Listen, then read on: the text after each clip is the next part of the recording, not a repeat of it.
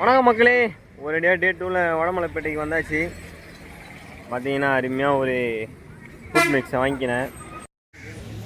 மக்களே, வடமலைப்பேட்டை வந்தால் நம்ம எப்போவுமே இந்த இடத்துல தான் உட்காருவோம். இதுதான் நம்மளுக்கு ஸ்பாட்டு, வடமலைப்பேட்டை ரெஸ்ட் எடுக்கிறதுக்கு.